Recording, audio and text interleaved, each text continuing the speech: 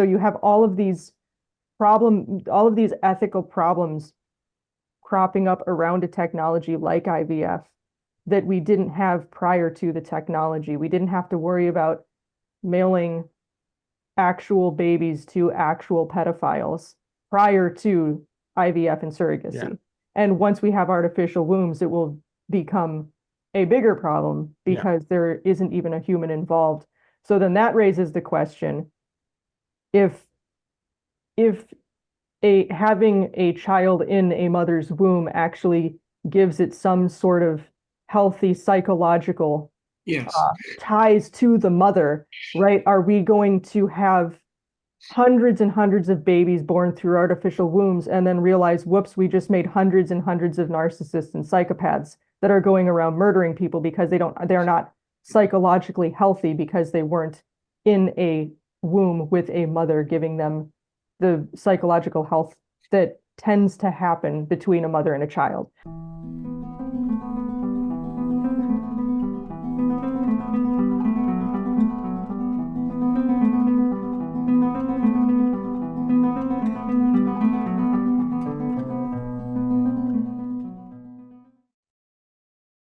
Okay, welcome everyone. This is the Kirkwood Center podcast for theology and ethics.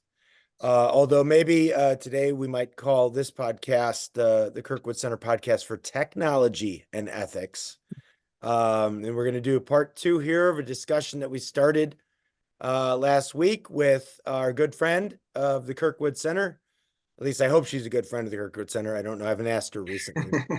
Dr. Emily Stevens is with us, as well as my vice president, Lenny Esposito. And good afternoon. Dr. Jim Johansson, also virtually present today. So, Emily, in the last time we recorded, we were going through a portion of your dissertation, which was on the philosophy of technology.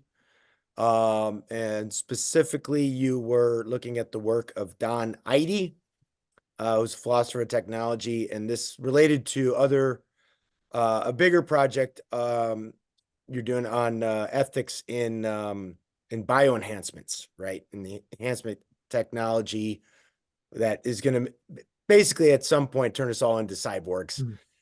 But we spoke about in the last time we met, we spoke about the neutrality of technology, or the non-neutrality of it. Basically, I think you were pointing out for us that technology, according to Eide and others, yourself included, really does affect us. It's not neutral. Once we make it, it shapes us, it changes us, it has some real world effects on us as users. I think you said in the last time that, you know, the technology uses the user, was one way you put that. And today we wanted to go into a little more detail on 5 types of relations that Eide points out that human beings have with technology. So why don't let's start there, you know, and we'll go into these 5 different types of relationships. What are they? And then we'll get into sort of the impact, the different types of implications these relationships might have for us today. Sure. Yeah, so there's 3 that I think are more interesting than the other 2. So there's embodiment relations, hermeneutic relations, alterity relations, background relations, and then horizonal relations. So the embodiment relation is when you enter into the technology to interact with the world. So it's like a car or like a hearing aid, something like that, where you embody it or enter into it, and then it mediates between you and the world. But the point is to get to the world beyond the technology. The hermeneutic relation is roughly a piece of technology that stands between you and the world and gives you information about the world outside of you. And so the more easily readable the technology is, the better it is at its function of a hermeneutic type of relation. So it's supposed to give you information about the world that you wouldn't otherwise have. So if you think of, I think I used this last time, like the panel on a plane tells you information about the plane's engines and the altitude you're at and how quickly you're ascending or descending and that kind of a thing.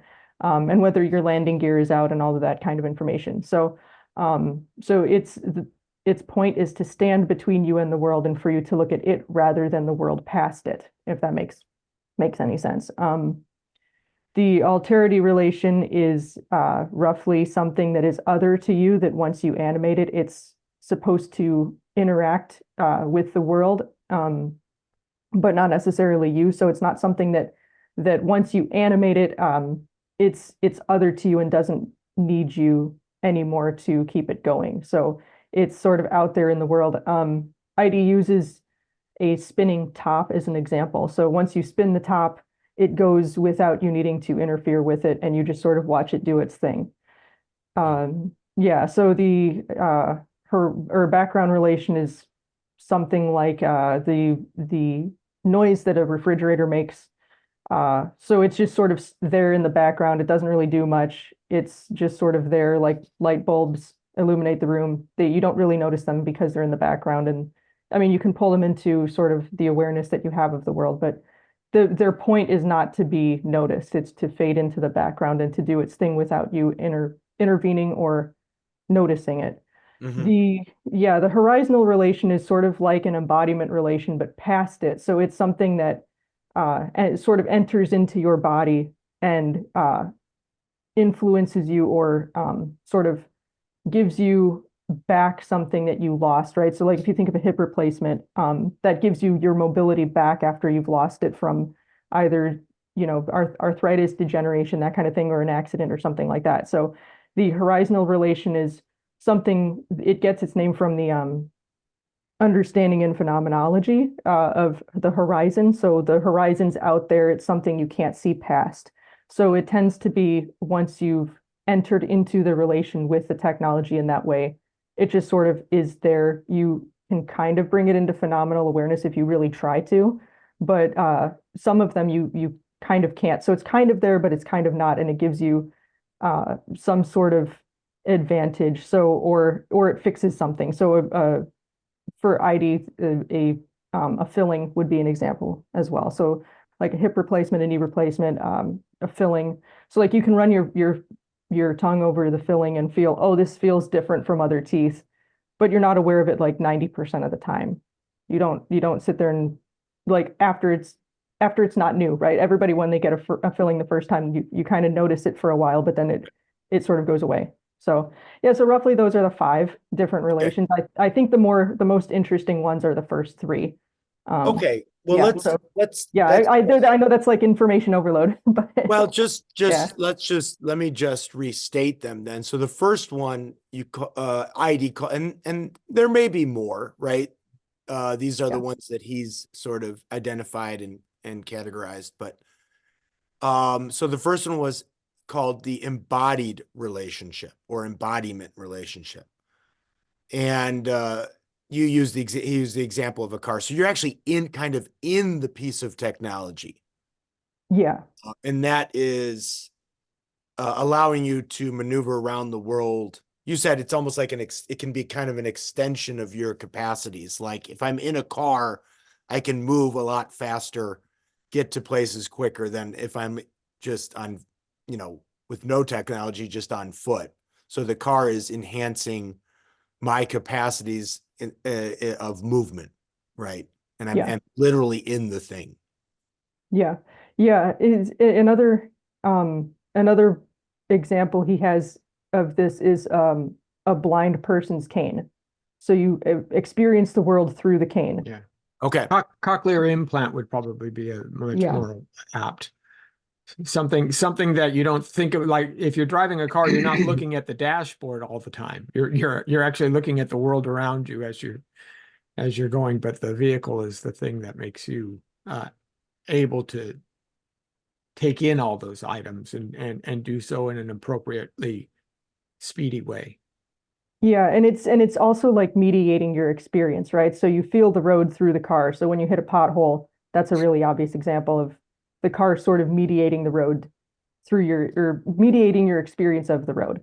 But it colors this kind of an embodiment relationship, though, will also obviously color one's perceptions and um, assumptions about the world. And so it's something, again, that it can't be neutral. It has, for example, and this is going to be maybe self-serving, but I'm a cyclist, so a bicycle does the same basic kind of interplay as a motor vehicle, but in a much different way. First of all, it's slower, which means one of the things that I've noticed is when I'm riding around my neighborhoods or my city, I notice things that I wouldn't have otherwise noticed, because in a vehicle, it's too fast. You have to make sure that you don't, crash into other vehicles. You're worried about stop signs, things like that. And you have more time on a bicycle. So that changes your perception of the world around you. You notice things, you have a different experience of the same, even though you're driving down the same street, right? In the same way, you have a different experience of it. But beyond that, what's interesting is they've been doing a lot of studies now, is like why pedestrian and cycling deaths have gone up. And a couple of experts have said it's because we have built our infrastructure specifically for cars. So even though there are pedestrian sidewalks, there are bicycle lanes, drivers just assume that the road is for the driver, period. And that's how they engage with it. And so it actually feeds into this kind of option that there's a danger that's inherent with it, because people assume that, this is the technology everybody uses, therefore this is the technology that should be used here, which is interesting. Yeah. Yeah, so when I was in Aberdeen, right, I didn't have a car. And so I walked everywhere, and I would get into a car with a friend and just be like, the city looks completely different at this speed and at this rate. And there was one time I was in a car with somebody, and they were like, "Oh, I can't turn down this road." And I was like, "Well, why?" And they said, "Because it's a one-way street." I'm like, "Oh yeah, when I'm walking, I just go wherever I want. I don't notice when it's a one-way street or not, because I can just go wherever." So yeah, it definitely colored the way that I interacted with the city when I was in a car versus walking. So yeah. Well, one Yeah. piece of technology, I'd be curious to see what your thoughts are. It may not fall into this category, but just to think of a cell phone, it's something that everyone is so familiar with. And I want you, if you have a comment on that now or when it comes up, please feel free to give where me some where would suggestions. we're on the first kind of relationship, embodiment. Where would a cell phone, where would ID place something like the cell phone? That's, as just sort of this, since we have this ubiquitous piece of technology, where would he place that? I mean, I'm not sure where he would place it. I would say it's all three at the same time, which I think is why it's so The powerful. first three, Yeah, it's an embodiment relationship, a hermeneutic hermeneutic. relationship, and an alterity. Yeah, because so with the embodiment relation, you think of something like Pokemon Go that we all used to play, where it sort of is a way that you are interacting with the world, right? So like it's a sorry, do you still play it, Tony? I'm a little older now. I mean, I didn't have it as Pokemon. I'm like Pac-Man and Galaga, right? No, So, no, right. this was a game that you'd use your camera's phone in a Yeah. real world environment, and it would, through the viewfinder of the phone, you would see Pokemon like in your local library, and you were able to Oh, okay. tag them. Okay. Yeah. All right. So even talking to Yes. another person, right? That's kind of an embodied relation, because you're having this conversation. You have to use the phone to have the discussion, but it's the discussion that's the central issue. Right. Right. Yeah. And I mean it feels like an alterity relation sometimes because it is other to us. Once you get it going, it feels like it's not something that you have full control over. Oh, And then oh, yeah. Yeah. And then I think I could say it's an hermeneutic relation, I think, because it tends to give you information about the world around you. that you So otherwise wouldn't have. Right. yeah, where you read the information off of the phone about the world. So I Okay. think So it could be all three, but I mean, I that's could be interesting. argued out of that position. So Well, it has Okay. sensors too. It has a camera. So there's yeah, other things that start to fall into that area. Okay. And just to get further continue, just to clarify again, the types of relationship. We got the embodiment relationship. Okay. Just the embodiment relation. What's the main feature of the embodiment relationship that distinguishes it from the others? Maybe we could put it that way. yeah. So the desire that the relation gives to you while you're using the technology is for seamlessness. So you want there to be no seam. The better the technology in this relation, the less the seam is available. So if you think of like a metaphor would be like if you're looking through a window, you want it to be as clean as possible so you don't notice it standing between you and the world. So for So example, contact lenses would be a perfect example of this technology. Here's a technology that you don't necessarily want anyone noticing, but it needs to do its job. And if it does its job, then it's great. yeah, and when you get a piece of dust in there in your contact, it's suddenly um there in a way that it wasn't before. It's now Right. within your awareness because there's something within it.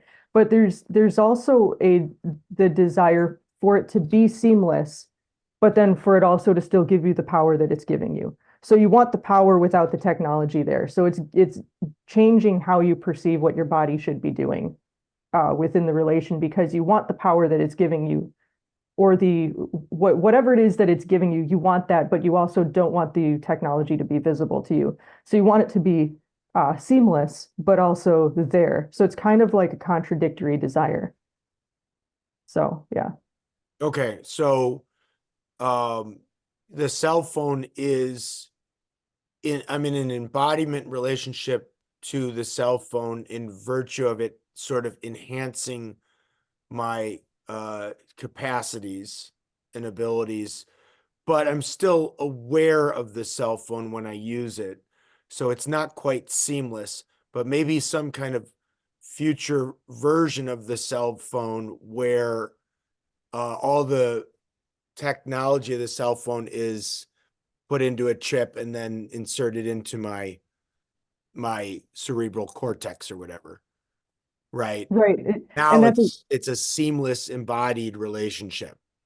well, it's still so the point of the embodiment relation is that it can never be fully seamless. Okay. So there's always going to be some aspect of it that's there that you notice. So if you think of like I love video games, right? If we could make a holodeck like Star Trek has, right, and That make I it do that I am familiar with the oh holodeck hey, we found one you know. Um, generation. Yeah. yeah, but like so if you think of a holodeck, right, and I'm playing Skyrim, one of the main points of Skyrim is to go slay dragons. Well, the holodeck would still have some kind of seam because if I get killed by the dragon, I don't actually die. Right? So there still is some aspect to it that gives you um, sort of notification, hey, there's a technology here that's at play. So you Yeah. can't So ever fully you get out would of say the thinner that or the less that seam is, like the more seamless something becomes, then the corollary to that is the greater sort of control that the technology probably has over us. Right.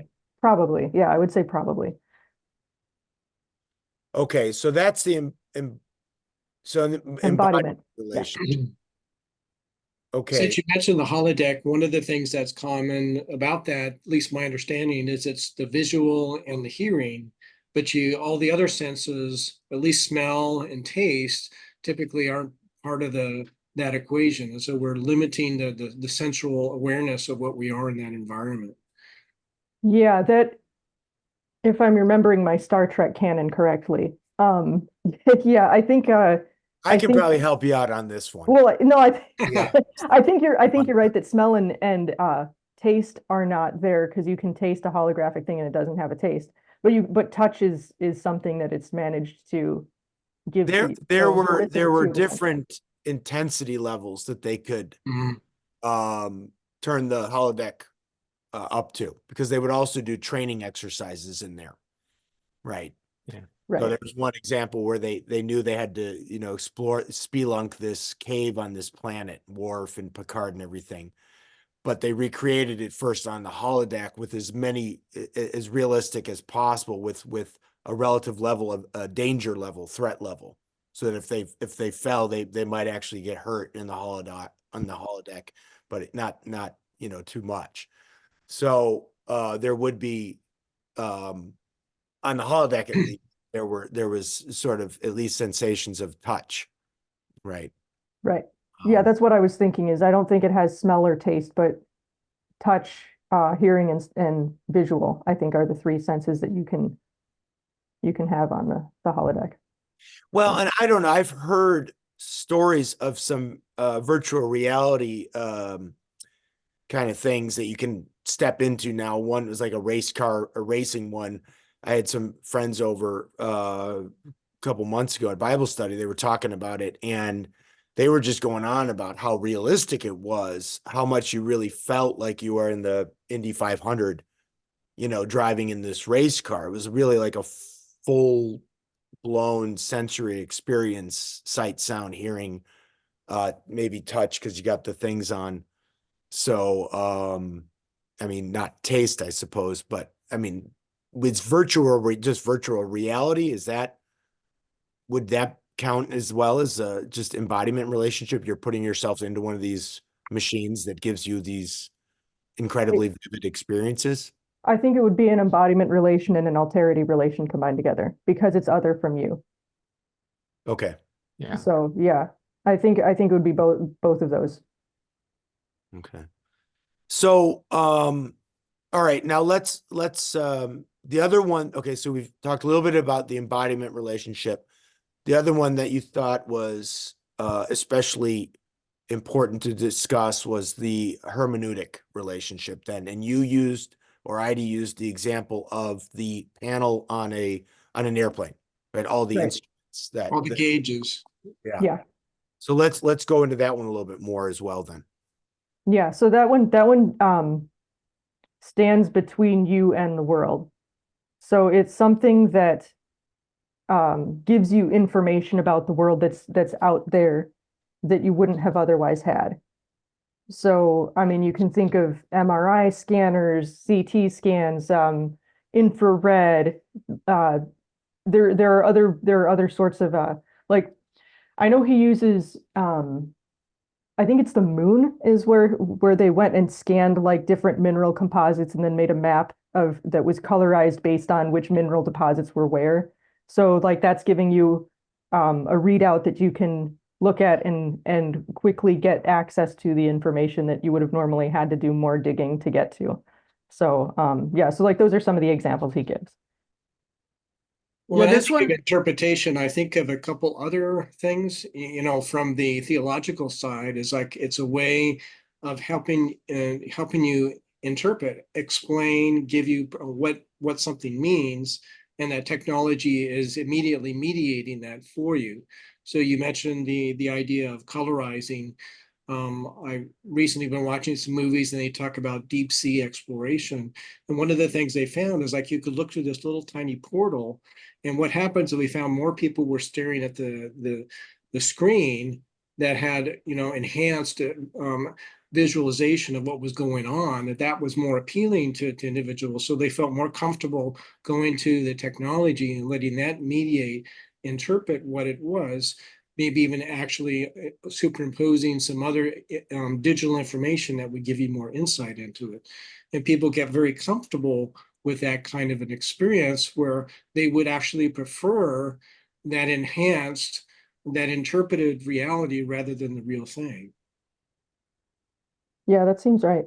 I mean, I was even thinking of just like a jumbotron at a sporting event, and I don't know if that would quite count, but obviously, the images might be clearer, they're bigger.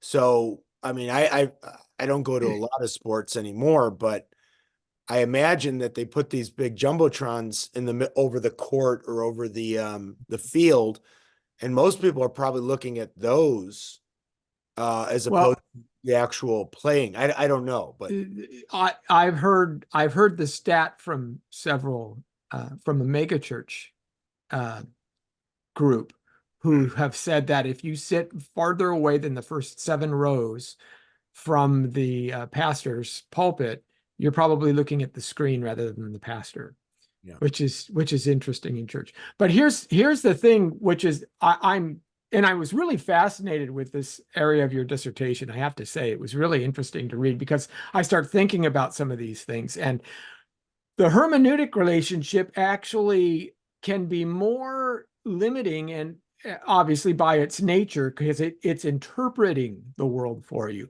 But that interpretation by default is going to have limitations even of itself. So while the embodiment world, as we talked about the car versus the bicycle experience, or the car versus the walking experience, has some colorization of how we understand things, I think this is actually more dangerous in that. So take, for example, fMRI imaging.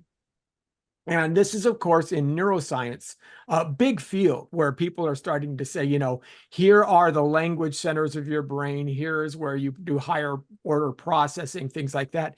And the whole modern neuroscientific enterprise has not merely devolved to an assumption of materialism. They have assumed that because we can create these image maps, that is the reality that we're discussing. And I read, for example, Alvin Noe, who's written a couple of books on this. He's both a neuroscientist and a philosopher. He said, really, our technology is very, very crude in this, and it's like a police sketch artist doing a stick figure drawing. It's nowhere near what's actually going on in the brain. But because people can see this area lights up more than not, they assume that is associated with this aspect of our thinking. And of course, you got the correlation causation issue that immediately comes into play for anybody who's thought about it rationally. But because it's so popular and because it's so widely known, people just will default to, of course, I know that the frontal lobe does this and your occipital lobe does that. And we just know this because we can see it. But how limiting is that? Not even that takes the soul out of the whole equation. And it's interesting how this hermeneutic relationship can really kind of reinforce a very small aspect of our experience because that's the only one that we can visualize.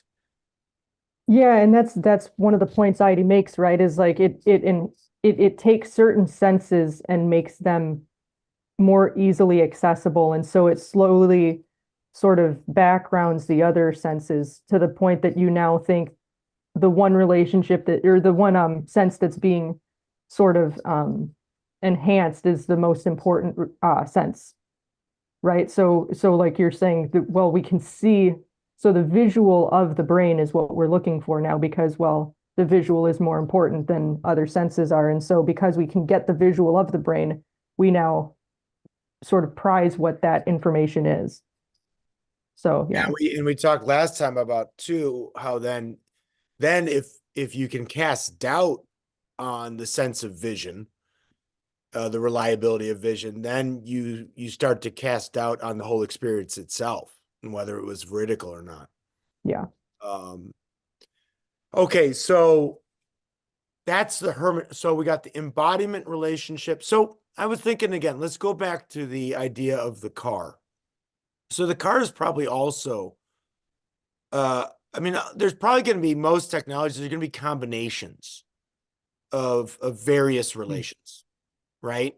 Because the car also has its panels, right? The car's interpreting things about the world for me when I look at, if it's got the weather gauge on there, if it's got the speed, of travel and everything. So the car is, and then, now these days, even more instruments than that. So, would the car's doing some, the panels and everything are doing some interpretive work as well. Would I be correct in saying that? Yeah, but you also, I think, with like speed, for example, you kind of get a feel for the speed of the car. So you don't have to look at the gauge constantly to know how fast you're going, right? Because you can kind of roughly feel how fast you're going, unless you're in a really slick sports car, right? Like I've heard you can actually not tell what speed you're going in those because they're so smooth. I don't know. I've never been in one, right? Like, but I've heard that those kinds of cars give you a different type of experience when driving. So it's harder to tell what speed you're going because it's smoother. But yeah, roughly like with a speed, you can kind of tell what speed you're going without looking. So yeah, the gauges are there, but they're less important than they are on, say, a plane, where if you're not paying attention to the gauges, you can crash Yeah, Right. instrument landing, right? You can fly a Yeah. plane by not looking out the window at all. You can fly it on a simulator, and as long as the instruments are in the right positions, you could fly it, land it, do whatever you'd like. Yeah. Yeah, where you can't do that with a car. So Right. I think that there is a panel in the car, but I don't think that that's the primary relation that you would have with it. But as I was trying to figure this stuff out, I was looking at some forums of like old muscle cars, right? Of people that love these sort of old muscle cars. And one of the things that they say is it's closer to riding a horse than it is driving a car, because it's got kind of like a mind of its own, and it kind of Hmm. has raw power there, and you kind of can't fully control it. And that's the appeal of a muscle car, right? It's like it's got this sort of yeah, it's kind of dangerous because you can't fully control it. Yeah. A muscle car, I think, would be closer to an alterity relation, just because Yeah. it's giving you something that's not fully this like something that's controllable, and it's kind of feels like it's other to you. I mean, where with the muscle car, I mean, one of the things like as cars and just technology upgrades, the amount of skill or well, the amount of skill or effort that we actually have to apply to manipulate or control the technology gets less and less in a sense.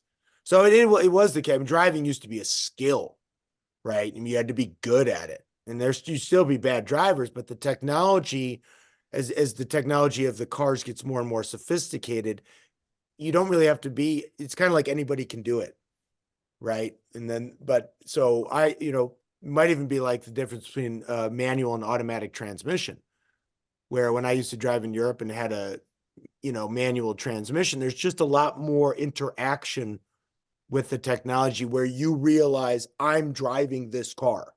Like I'm, really controlling the piece of machinery, where when I drive around my new Toyota and there's less of a sense that I'm doing as much with it, and it's doing more on its own. At least I don't know. So that's the way my experience at least would Yeah, be. but it seems to be a different type of otherness, right? So you're saying it's kind of doing its own thing, whereas which makes it safer in some ways, right? You don't have to actually do anything to keep yourself safe. The car just kind of does its own thing. Whereas with an older car, like a muscle car, 70s Mustang, we'll go with that. Right? The Mustang is sort of something you have to bring under control, because if you don't, you're going to crash. Right? So there's a different type of otherness where one is sort of dangerous, and you have to sort of learn how to control it and not hit the gas too hard, or that kind of a thing. Whereas the other one just sort of does its thing and it's safe. And if you're not paying attention, it's fine. You don't have to actually be paying attention to the road if you've got the right kind of cruise control anymore, because it keeps you in the lane and it keeps you from hitting cars in front of you. So you just sort of turn that on and you don't really have to be paying attention. You could probably fall asleep and still not crash. And So they have. There's a great story of two highway patrolmen who came upon a Tesla that was going down I-5 right in the middle of nowhere between Modesto and Bakersfield. I mean, it's just like, and they honked at him. He's doing like 75, and they, hey, got to slow down, right? And pull up beside the guy, and he was asleep at the wheel, literally asleep at the wheel. And so what the officers did, it was brilliant. He called a partner. One of them got in front of the vehicle. One of them got beside the vehicle to the left.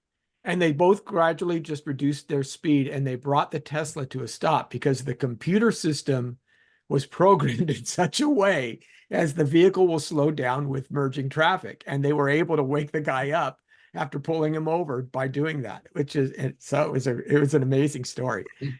Yeah, I mean, well, that's like my cruise control now in this car that I have. I set it, but it used to be where if you started to realize you were getting too close to the car in front of you, you had to press the brake. Yeah. Then it would shoot you out of cruise control, and then you would Right. have to reset. But now the sensors just slow you down and speed you up, so you can stick it at, Hmm. I won't say what I put it at. You can put it at 75 on the highway. And if you're getting too close, you don't have to touch the brake because it's going to slow down for you. And then if that car in front of you moves into another lane, it'll speed back up for you and until you're back at your what you set it as at. But see, the problem with that is if you're driving and you want to pass a car and you're actually doing what drivers are supposed to do and paying attention to the road around you, and you know, okay, there's a guy coming up on my bumper, he's going to go by me. And as soon as he's by me, I'm going the correct speed that he'll go past me and I can merge over and then go past the car and then merge back over. The problem is if you have a system that slows you down because you're getting too close to the car in front of you, which I had happen. I was like, okay, cool, no problem. I can merge to the left as soon as this car is by me. Well, I couldn't do that because there was only so much of a gap in the traffic, and I timed it right so that I could merge without hitting my brake and just keep going because there was a gap. Well, my car slowed down enough that then I got stuck behind the semi truck for like however long, like 5 miles or whatever, because the stupid cruise control slowed me down and wouldn't let me like actually merge when I wanted to. And I was like, why is the car doing this? And my friend next to me was like, oh, because you got the cruise control on. And I was like, why would you put this on? You can't control the car. The car is controlling itself. Did you just call the cruise control stupid? Because the cruise control is going to come back and get you. I mean, cruise control doesn't think, so it can't be stupid. Not yet, it doesn't. Yeah, I spent this morning wrestling with having to reload my entire operating system on my computer because it kept trying to do a Windows update and it would fail, and it would reset itself back. But it would do this independent of me. And sometimes I'm like, I don't have 15 minutes for you to go through this cycle and come back to the same point that you were at before. But this is the idea of alterity, relationships with machines. It's like it's going to do this thing whether I want it to or not. Sometimes you curse the technology. I've often found that I get frustrated with certain programs that think it's that where the programmer has thought he's smarter than me, and he just usurps my choices, and it starts to drive me crazy. Yeah, I mean that's my Apple Music did that too. It wiped my entire library without me telling it to do anything. I just got on one day and it was like, okay, it's not playing. So I closed Apple Music and reopened it and all the music was gone. And I was like, well, that's nice. That's nice. Like, I don't know why it did that. It's got some mind of its own that it just decided to reset the entire thing. And I was like, well, I didn't want it to reset. I didn't tell it to reset. I didn't log out. I didn't do anything. It just did its own thing. Okay, so we tell us again, clarify the alterity relationship then. Yeah, so that's a piece of technology that once you animate it, you can stand back and sort of watch it do its thing. So he gives the example of the top. I mean, but of course, last time we talked about maybe difference between a tool and a technology, and a top would seem more like a tool than a technology. But yeah, what would be another clear example? You also mentioned in your dissertation, you talk about video games and you talk about robots. And so maybe this idea, and Lenny was getting into this, where there is a desire to have a competitor. And so you want to be in control. You want to show that you actually are able to overcome, but you want it to be competitive. And so it's just curious about your thoughts on that. yeah. I used non-player characters, so NPCs in that example of just it's and for people who don't know what an open world RPG is, so open world role-playing game is where you interact with the world. It's open, which means you can do whatever you want. You can jump off cliffs if you want to. I mean, you die, but you know, you can do whatever you want in the game. It's Would very Minecraft open. be an example of that? I think, right? Minecraft. It would be open role or open world, but not role playing because there's no quests. You just do whatever you want. Yeah, right.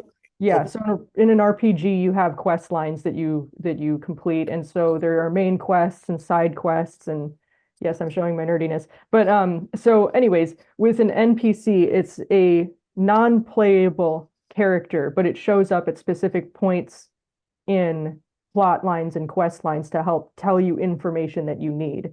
So it's other to you in that they sort of show up, give you information, you animate them by hitting that point in the plot line or the quest line, and then they go away, or they die off if you don't do your job right. So that can also, happen to some NPCs, but they usually show up as just points in the storyline to give you information, but you don't get to them until you hit a certain point in the storyline. So yeah, I don't know if that helps. Well, I think everybody knows. Yeah, I mean, I do think most people know what these characters are. Yeah. Yeah, or if in a sports game, if you say, well, you want to play, the NHL hockey and you're alone, the computer is going to be your opponent. Yeah. Right. So your computer's making passes and choices that you have no control over. Yeah. Yeah, and it's something that again, you animate it by starting the game and hitting play game and selecting your I have team. an electronic dartboard over there that I got for Christmas, and I can play against the computer. Right. I throw my 3 darts, and then it says next player goes to the computer, and then obviously there's no darts being thrown, but it'll just show triple 18, triple 20, bullseye because the computer's really good. So that is a sort of a rudimentary type of non-player character, right? Just this automatic dartboard computer that's then registering the scores for the fictive competitor. Yeah. Okay. So so that's embodiment, which we're in or tend to use. It's extending our capacities, the car, the cane, the contact lenses, the hermeneutical object of technology that is giving us data about the world. It's interpreting the world for us in with information that we otherwise would not have. And that, of course, I mean, all of these will bring into this problem of, those could be useful, those could be beneficial interpretations, but they could be altering our perception of the world, in giving us that kind of information. And then the alterity relationship is the one where the object of technology is sort of started, but sort of it's clearly other than me, the user, or I'm not even really, I don't necessarily using it. It's got it sort of a life of its own, but I'm interacting with it the way I might interact with a non-player character in a video game or something. Yeah. Yeah, and it's helpful to notice too with alterity relations that you need people to do the coding, to do the work on getting them going, and then a lot of the times to maintain them. So it's not really other, it just feels like it is. So like with a spinning top, it will eventually stop spinning and then you have to reanimate it. So would you say some of the social media algorithms, for example, that we're afflicted with, that's kind of an alterity relationship where it's actually feeding you data and feeding you choices that it's selecting. You're not selecting the choices initially. You may click on one that shows up on your screen, but the algorithm itself is giving you the selections, or and trying to then coax you down a specific path. It actually is now leading you, as opposed to the other two, which you may be just limiting what you experience. This has a second level, which it can actually impinge upon you, where you could be initially passive to the technology, but then slowly be changed or shaped by it, as opposed to just not thinking more broadly about your experience. Yeah, I think that's a really good example. I think AI is obvious. It's like the obvious one as well, where we think it's other, and it's actually we're starting to wonder if it's going to be sentient and those sorts of questions. So I think that's another really good example too. But yeah, I think the algorithms that run in social media and get you to buy products or whatever because it's running algorithms on your search engine and knows, before like I've heard stories about Amazon knowing somebody's pregnant before they do. Actually, Like it was Target. It was 2012. Target, okay. Very famous marketing story. You can find it. It's written up in several journals. The father came down to Target and was so upset because his 16-year-old daughter was getting ads for baby cribs and things like that. And he's going like, "What do you think you're doing?" And Target knew that pregnant women tend to buy certain types of vitamins. There's several items that they tend to buy together. And Target knew from that data set that the 16-year-old girl was probably pregnant. So they started mailing her ads for baby furniture and things like that. And yeah, it's quite an interesting. Okay, that's good. That's an interesting story. So, because we want to get into some of the implications of these relationships, especially the more seamless they become, right? But before we do that, let's just quickly go over the last two types of relationships again. The which maybe I think, Emily, you said you don't think are quite as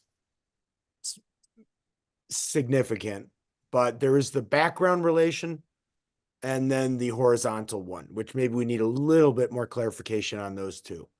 Yeah, background is just something that runs in the background without you paying attention to it. So I mean, it kind of is other in an alterity way, but it's not anything that you care about.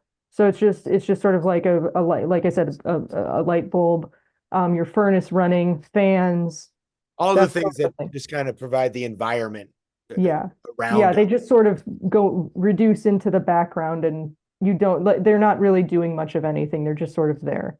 So your interactions with our minimal, flicking on the light switch breaks up. If it breaks down, if the refrigerator goes out or the heater goes out, then all of a sudden you become more aware of it. Yeah. But they're designed basically to blend in just to our surroundings. Yeah. And do Yeah. Or a noise canceling headset. So you're trying to create an environment. Would you consider that part of this a background relation? I mean, yeah, maybe. I don't know. I'd have to think about it, but yeah, probably. Mm. All right, and then the horizontal relation. Yeah, so that's just again, it's something that so the reason why I think it's less interesting than the embodiment relation is because it's something that does and sort of enter into your body. And so it's not the type of thing that you'd be playing around with enhancements. Unless you ended up having a cyborg identity, which some people do. We don't need to get into that, but it's just the horizontal relations tend to be something that again fades into the background, or not the background, but the horizon. So you can't really notice it because it's out on the horizon of your experience, even if it's internal to you. So it's kind of something that once it's there, you can bring it into conscious awareness if you really try to, but you don't, it's harder to do. So again, like a hip replacement, I mean, I've never had one. So Everything if like I'm wrong about this, medical technologies. yeah, Pace, like a pacemaker. pacemaker. Yeah, something like Yes. that. But I've also heard stories about pacemakers going wrong and shocking people when they're not supposed to. So if that sort of a thing happens, then it's no longer horizontal because it's very obvious when it's sort of going off and it's not supposed to be. So if a contact lens embodiment, LASIK would be Yeah. horizontal. Something like that, yeah. Yeah, where it's something that once you have it done, it's not you can't remove it.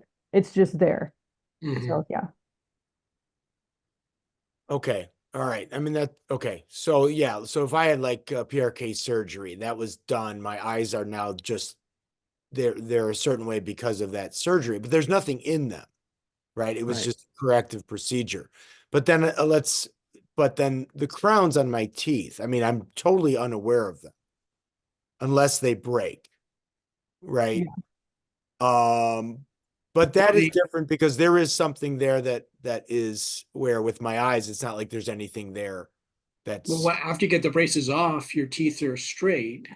And so you're able to say, biting no, out. these are crowns. So crowns you never really want to take Well, you off. said braces, so maybe Or that's. did I? No, I never had braces. Because crowns are they're permanent. There's Yeah, well, I was trying to make another thing was talk about braces as an Yeah. example, like Where you similar to would then. latex or whatever different types of things that you actually do to your body.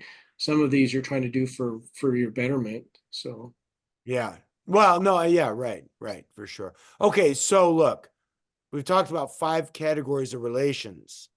Now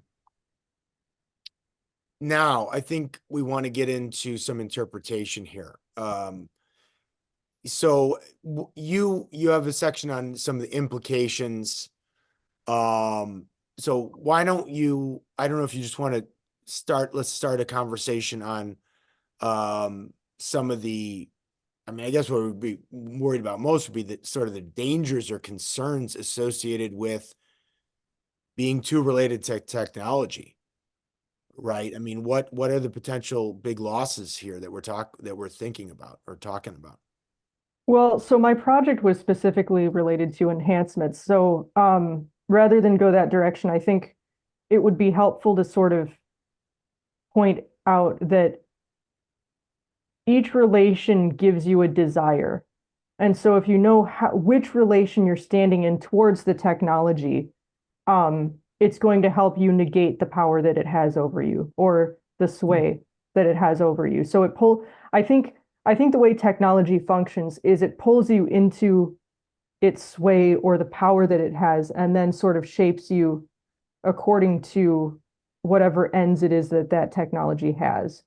So if you're standing in an embodiment relation towards a technology and you can say, okay, I'm standing in an embodiment relation towards this technology, it will help you negate the desire for it to be seamless.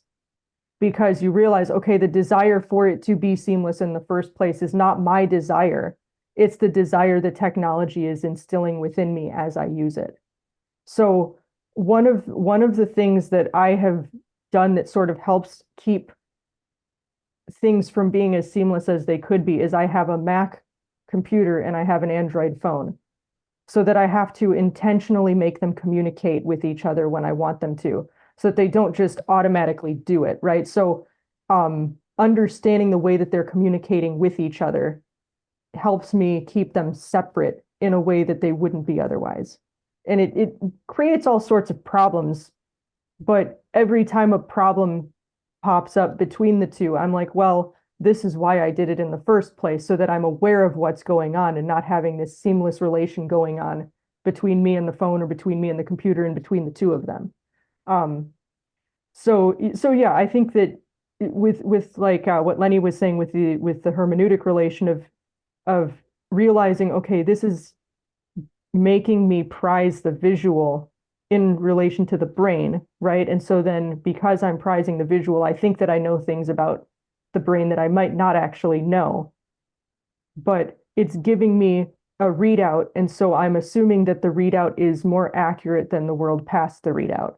So if you know that you're in a hermeneutic relation, you can then say, well, okay, so it's giving me all of this information, which is good, but there's more to the world than the information I'm being given, right? And then with an alterity relation, if you can recognize, okay, I'm reacting or interacting with this thing as though it's other in a way that it might not actually be. So it's instilling within me the desire to interact with it in a way that makes it conscious and not necessarily me. And so because I'm reacting to or interacting with it in this way, I can negate some of the more nefarious things that it could be doing. So I think, again, AI, right? If you understand how AI code is written and that it's just generative text, it's not actually doing any thinking, it's doing what 0 and 1 probabilities and stuff like that while it's running and in an algorithm, then you can say, okay, well, it's not conscious, even though it feels like it is. And even though when I'm interacting with it, I feel like I need to be saying please and thank you to it. That's not actually what's going on. And so how I'm perceiving it might not be accurate. So I don't know if that makes sense, but I think that that's why the relations actually matter, because they help you negate what's going on. I mean, no, that's good. I mean, I think this is this is an important thing to point out, is to try and be as intentional about being aware of these relationships to technology so that we can avoid or at least minimize potential dangers to our humanity. Really, I recall one of the books that I read by Jacques Ellul It was not his main book on technology, but it was called The Meaning of the City. And I think he went on to write a couple other books where he elaborated his views on technology in greater detail. But in that book, The Meaning of the City, he really positions technology as a result of the fall. You know, when we see the first technologies start to pop up in the early chapters of Genesis with like Tubal Cain developing metallurgy, and then of course it gets into the creation of the city itself, which becomes sort of the hub, not just of technology, but of sort of all of man's sinful desires and everything. And Elul kind of relates technology to our defense. It's like a defensive mechanism, our attempt to live a life without God, but be safe at the same time. Right. So where we've lost the relationship with God and also a sense of his providence and protection and care for us in virtue of sin, the replacement then is technology. Technology then, techne, takes the role of us trying to sort of play God to ourselves, especially with regards to fixing everything that we think is broken and keeping ourselves and our psyche and our egos and everything safe. I But yeah, think I think you did a earlier in your dissertation too. I thought you made an interesting point talking about reproductive technologies, for example, IVF. So here you have you know, this technology that was initially developed in order to help those who are having difficulty conceiving children in any other fashion. Now they're able to conceive, and of course at the time that's what it was hailed as. But then you start to get, you know, into issues of, can we start screening against uh, genetic abnormalities? And you can see where, if that becomes, since we've got the IVF technology and we're perfecting it, then we should have everybody do it. And even the people who never have problems with fertility, right? Not first, it starts with those who are having difficulty, because we don't want them to spend the $10,000 every time, you know, to have a child with a genetic abnormality. So we can screen for that. Well, then other people can do it. Then everybody should do it. Then, in order to rid the world of these genetic diseases, we'll screen every person who's ever been on the. And then, as long as we're here, oh, well, we might be able to enhance, you know, look for the better gene that makes you stronger or taller or blonde haired. Or, I mean, you can see where it can get away from you. And we lost the original intent of the technology because it runs this opposing track. If we don't step back and say, wait a minute, what was this for? And not also realize that there may be benefits to having non-selective, you know, variation within the genetic code. There may be benefits that we don't yet realize. Then it could really run amok, and that's what I'm seeing. A lot of folks. Tony, you remember the video that we watched about artificial wombs and how that is kind of part of this whole idea where, hey, you can have a baby, but you can have your professional life too, and you never have to worry about being pregnant. We just do it all outside in the lab. So it can become a scary thing. Yeah, I mean, I was reading an article on surrogacy, right? Because the artificial wombs aren't quite good enough yet. So now we're using surrogates for um, gay couples, basically, gay Right. men, so they can have a child through a surrogate. But the problem is they're not actually looking at the background of the people having the children through IVF and surrogacy. So they're actually mailing babies to pedophiles because they're not doing any background Right. information whatsoever on the people doing the surrogacy in the first place.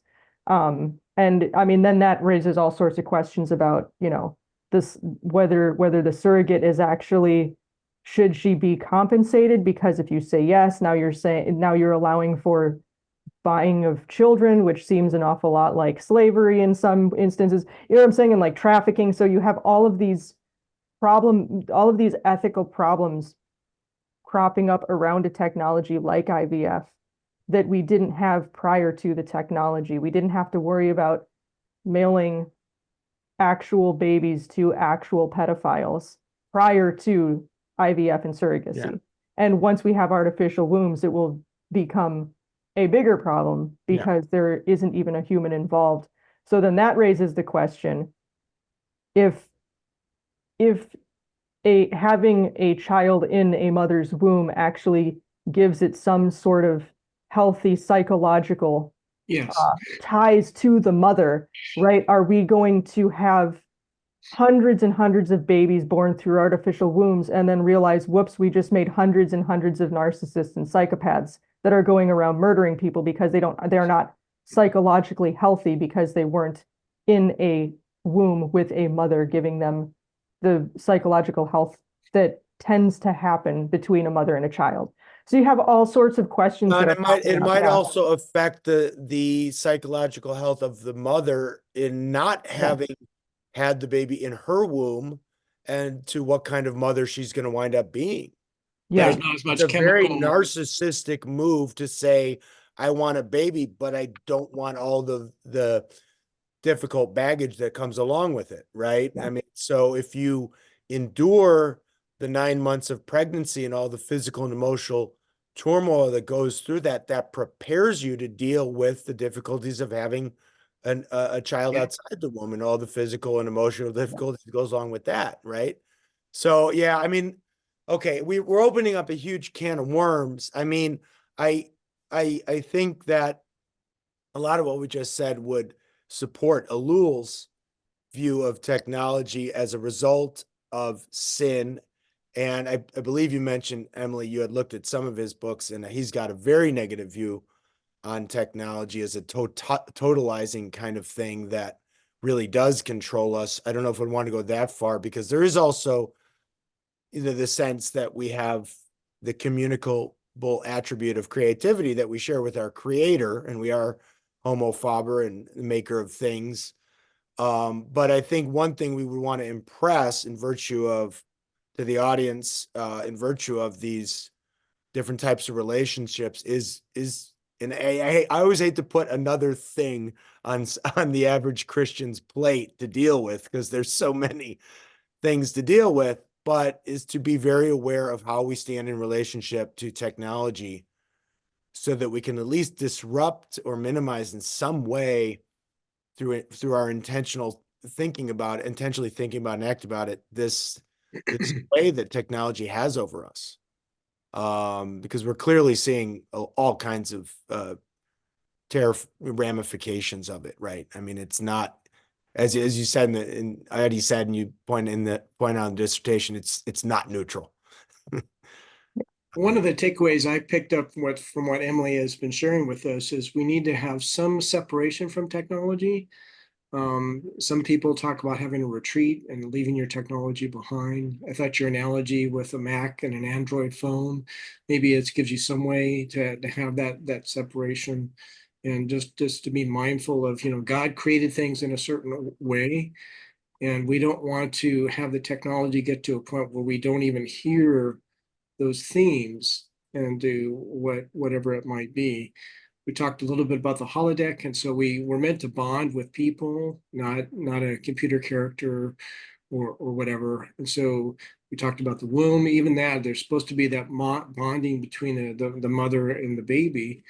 And so I think there's a lot of different ways we can see that, the recipe that God has created is really important for us to be mindful of. One of the interesting things that I would notice is much of our technology, and it kind of goes back to the point that you brought up, Tony, that much of our technology is to try and overcome or limit the amount of difficulty in our lives which is a kind of a byproduct of sin. So our technology, and we've gotten to a point in our modern culture where the difficulties that most of humanity had wrestled against are no longer applicable. Now, that's not bad. That's not, I don't believe that, but I do think that we're entering into an era where we're so reliant on technology that we're afraid to feel discomfort. Mm-hmm. And I find that troubling, because first of all, you lose a sense of purpose, right? And we have an entire generation of folks who are depressed. but more so, we're going to lose very virtuous aspects of our life. So this is a quote that Dallas Willard had noted in his book, The Allure of Gentleness. He said, "It's only in the heat of pain and suffering, both mental and physical, that real human character is forged. One does not develop courage without facing danger, patience without trials, wisdom without heart and brain-racking puzzles, endurance without suffering, or temperance and honesty without temptations. These are the very things we treasure most about people. Ask yourself if you would be willing to be devoid of all these virtues. If your answer is no, then don't scorn the means of obtaining them. The gold of human character is dug from tortuous mines. Its dung and dirt are quite easy to come by. And it should come as no surprise to us that in our time, the time of the great flight from pain, such virtues as these are conspicuous only by their absence." And I think he says something there. And we rely on our technology so much to get us out of those painful situations as opposed to learning how to work through them, that I think it's showing up in the mental health of our culture. Yeah. It's also, and it says side, it's also, I think, why things like UFC are so popular, because it gives us a little bit of a sense of what it's like to be, back in nature, red in tooth and claw, so even like the popularity of some kinds of, sports like that, where, you see two people intentionally putting themselves through these incredible, experiences of physical and emotional pain. Right. And I think we're attracted to that because like I said, we're becoming these very disembodied kind of minds. Emily, it'd be great to end on Dallas Willard, but I want to give you the final word here, to wrap us up. I mean, Dallas Willard is far wiser than I, so I'm happy to leave it with him. Well, it's been good conversation. And again, just an exhortation that we have to be intentional about our use and relationship with technology, especially as it gets more sophisticated and more seamless. And that's the problem. So we got to find the seams, find the seams, and, go take a trip to Yosemite or something. There you Yeah. go. Yeah.